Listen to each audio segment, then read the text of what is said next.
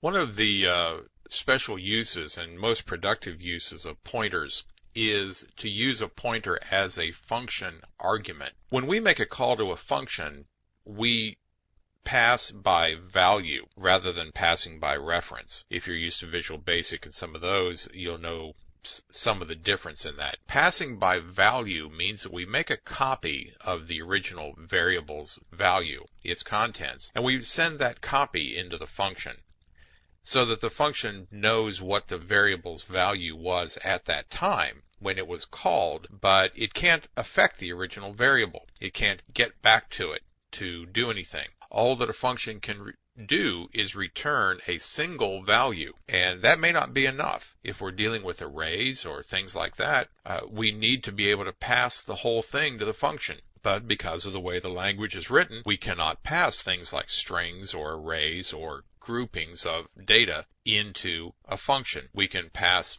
more than one individual item, but still that's very restrictive and not really what we want to try to do. But if you send a function the address of a variable, then it can get to the variable because it knows where it lives. It knows where the variable is stored in memory because that's the address, or that's a pointer to it. And that's what we do in printf. When we do a printf of hello world inside double quotes, what really gets sent to printf is the address of this first character, the 0 element of hello world \n.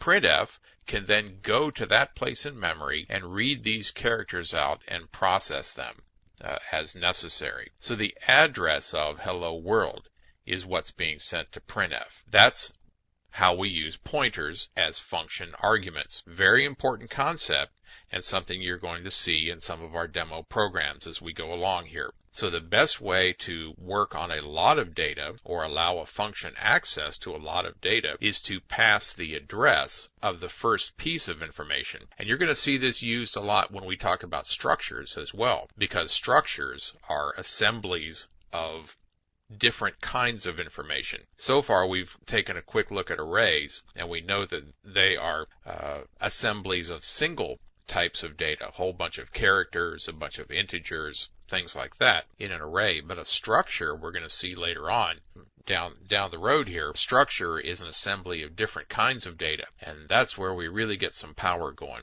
When we pass a pointer to a structure into a function, the function has access to everything within that structure. So pointers and function arguments.